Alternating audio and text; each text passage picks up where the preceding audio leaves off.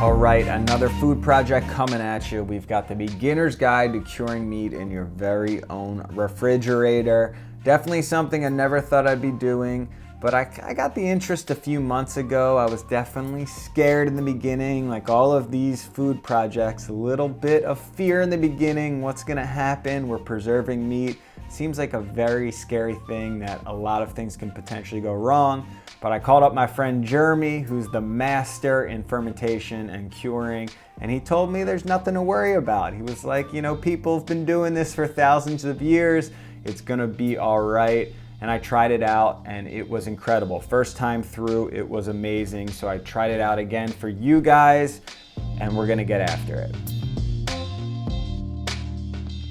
Spring has sprung. It was raining for at least a month straight. April was crazy, all rain, but it's May now and the flowers are out. It's a glorious day in Park Slope.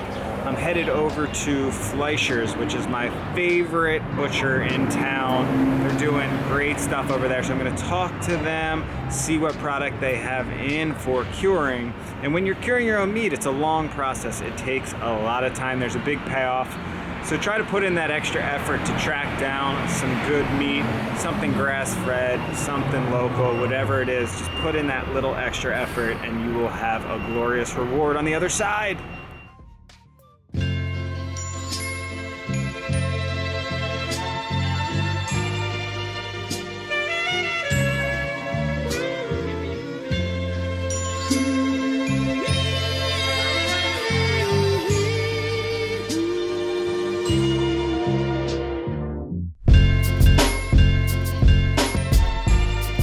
Okay, Kyle, go for it. All right, so when you're first picking out stuff that you want to cure, you want to make sure that you're going to a great butcher shop that has a great reputation for good meat. That's more than half the battle, is just getting the right kind of meat, quality-wise. Is that a Fleischer's pitch right there? That is a Fleischer's pitch, 100%. But then when you get down to it, when you're picking out which muscles and which cuts you want to cure, you would want to figure out like what your end goal is going to be. A lot of fattier cuts in the pork region, they will cure up very nicely. That's where you get your kind of guanciale, your bacon, your copa. When it comes to beginners, if you want to first delve into what you're curing, the first thing you would want to do is look for the cheaper cuts, because that's generally what you end up curing anyway, and that's kind of how curing began, is people trying to preserve these kind of less used cuts and make them edible. So right here, this is a copa roast. You can eat them fresh. They make great steaks. It's a little bit on the fattier side. This is from the pork shoulder, so there is that line of fat in the center there. Also, when it's cured, slices very nicely. You can also cook it. We also have a pork jowl here, also on the fattier side. These cure up to make guanciale. They are great for, you can add them to sauces. A lot of people use them in pasta sauces. You can also slice them thin and wrap them around other meat items, such as fish. So that's really like a bacon almost. Yeah, very similar. Very fatty. And that's like the pork jaw? Cheek. Yeah, there's the inner cheek, and then there's the jowl, which is kind of on the outside of the pig's face. Okay. And then we have the eye round, which is a leaner muscle from the round primal. It's a whole muscle that is used a lot for bresaola, which it's a leaner cut. You can slice it very thin. It's usually used for like charcuterie boards and things like that. Amazing. Thank you for that, Kyle. I learned a lot of good stuff. Yeah. So I ended up getting 4 different cuts of meat. We've got the top round beef.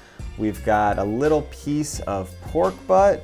I did get the pork jowl so I could make the guanciale. And then I wanted to show you one of the simplest cures to start out with, which is the duck breast, which turns into this duck prosciutto because there's so much fat. It's amazing. So basically, when you're curing meat, you are decreasing the amount of water in the cells. You're pretty much drying out that meat and you're replacing the water with either salt or sugar, one of those two things. And what that's doing is decreasing the chance for those bad microorganisms to take over and spoil your meat. But remember, this is not a fermenting process. This is a curing process. And although you can ferment meat, you see that with a lot of sausages out there, today we are strictly curing.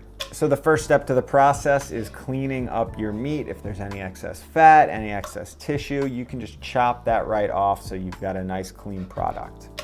When it comes to home curing, there's 2 main types that you guys can choose.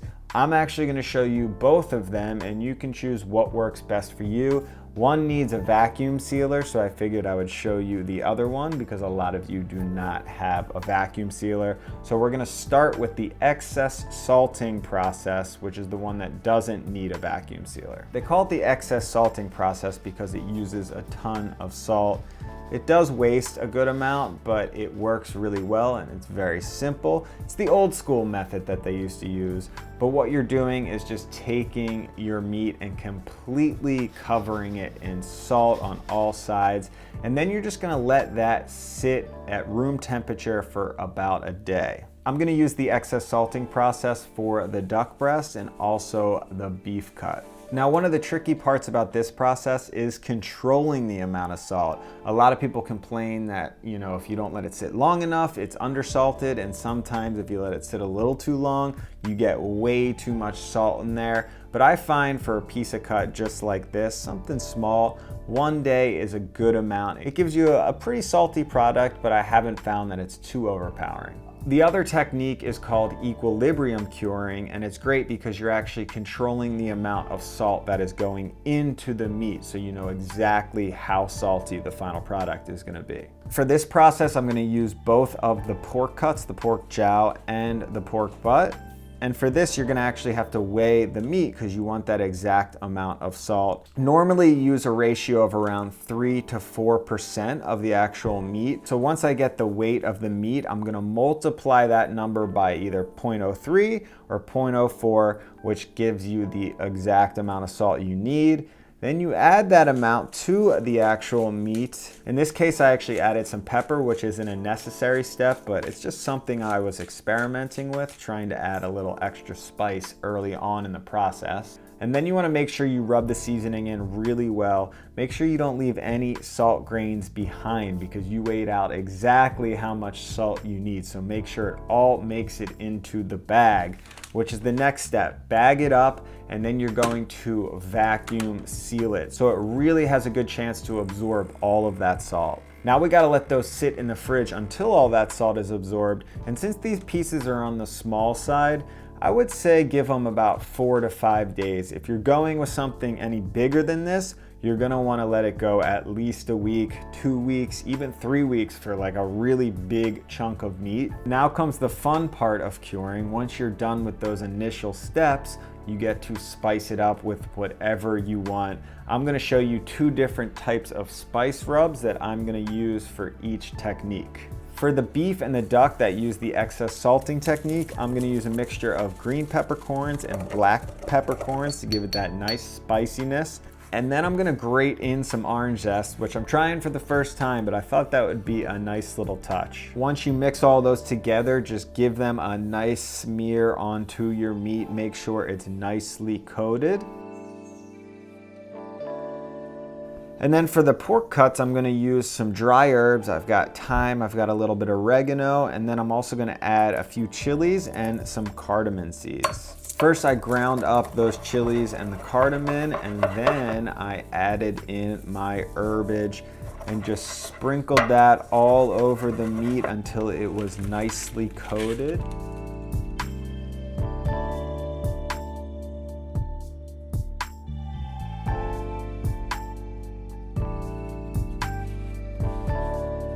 And now we are ready to wrap these things up and dry them. So I'm also gonna give you 2 different techniques when it comes to this step. One of my favorite options is taking a cheesecloth, unwrapping that, and then you wrap up your meat in that, which really holds in all of that spice.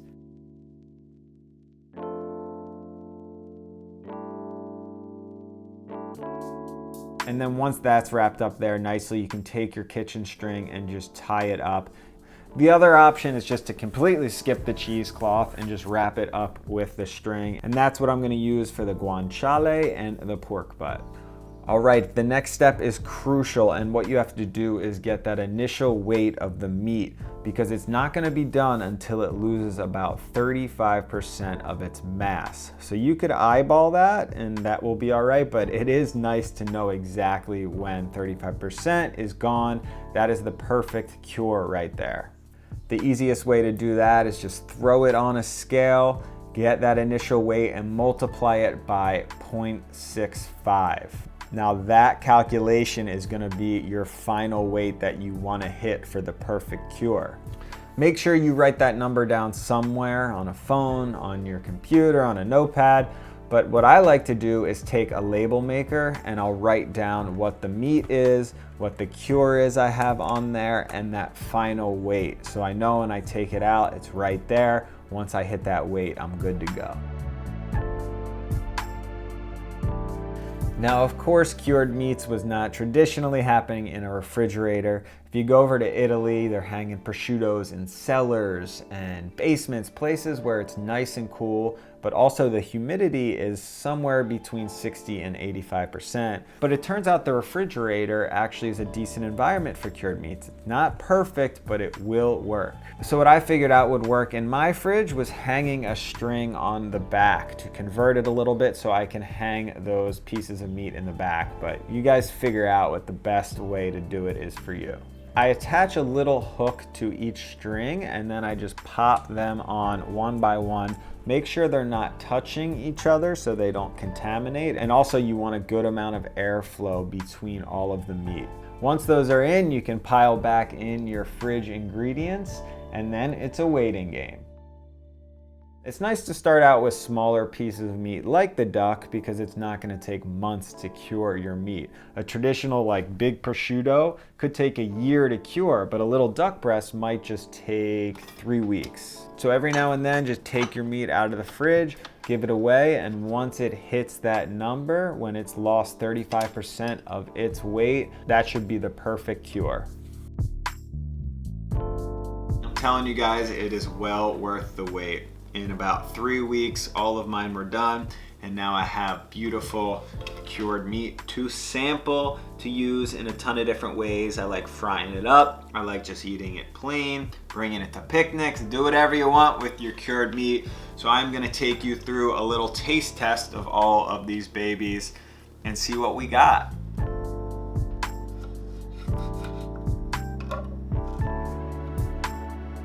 All right, let's start out with the duck breast, and I highly suggest starting off with this one. This is the first one I did, and it turned out great. Wow. The only thing I wish I had was an actual meat slicer, deli slicer. I try to get it thin as possible, but you need that deli slicer to get those nice thin cuts. Moving on to the beef. Look at that stuff right there.